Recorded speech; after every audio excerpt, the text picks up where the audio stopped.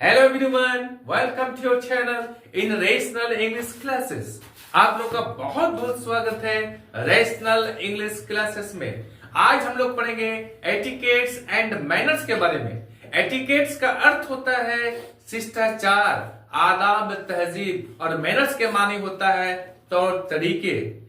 इसको आप लोग अपने जीवन का हिस्सा बना लें। इसके द्वारा आप दूसरे को इज्जत दे सकते हैं, सम्मान दे सकते हैं और खुश कर सकते हैं, और इनके द्वारा आप स्वयं इज्जत पा सकते हैं और दूसरे को प्रभावित भी कर सकते हैं। इसके कुछ नियम हैं, चलते हैं हम लोग शुरू करते हैं। इसका नंबर 1 है, क्या नियम 1 है?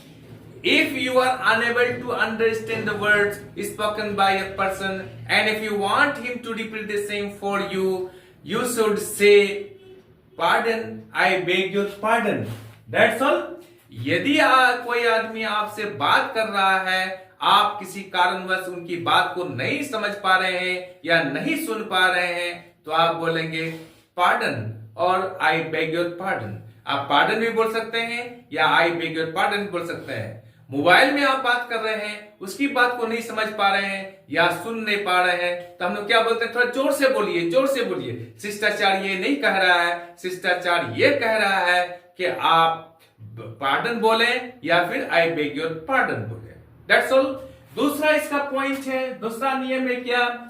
If you want to say first you to a lady और any other person, you should say after you. आप बस में हो, ट्रेन में हो, सिनेमा हॉल में हो या कहीं भी हो, आप किसी व्यक्ति को या किसी लेडी को कहना चाहते हैं कि पहले आप जाएं, तो हम लोग वहां पर बिफोर यू नहीं बोलेंगे, क्या बोलेंगे?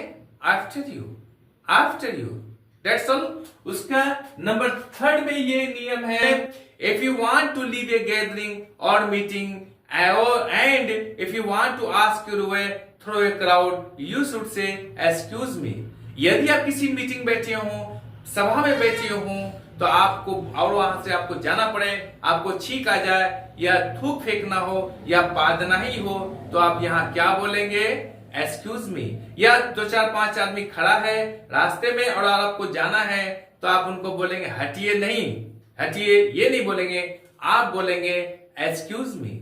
That's all. नंबर 4 में हम लोग पढ़ेंगे, क्या पढ़ेंगे हम लोग?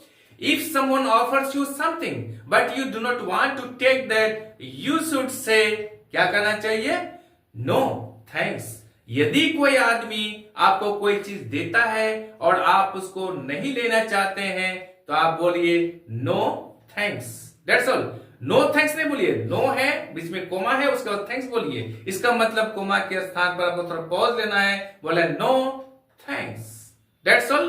नेक्स्ट पॉइंट है नंबर 5 में हम लोग पढ़ेंगे, if you are introduce to a person, you should say I am glad to meet you, या ऐसा ही बोल सकते हैं I am please to see you.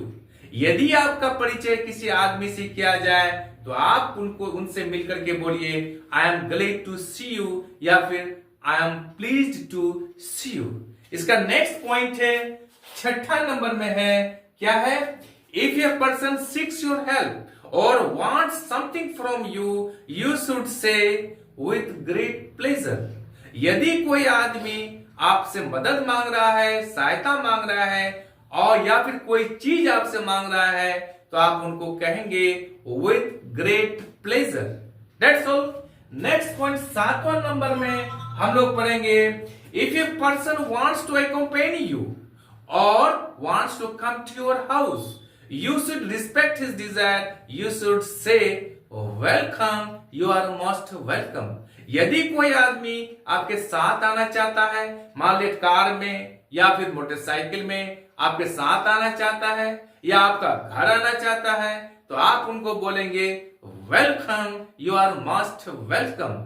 That's all. आज हम लोग यहीं तक रखते हैं। आपको आई होप कि वीडियो अच्छी लगी होगी। आप चैनल को लाइक और सब्सक्राइब कर दें और बगल वाले बेल आइकन को दबा दें, जिससे कि हर आने वाला वीडियोस का नोटिफिकेशन आपको मिलता रहे। आप लोग स्वस्थ रहे, हंसते रहे, मुस्कुराते रहे, पढ़ते रहे। बाय।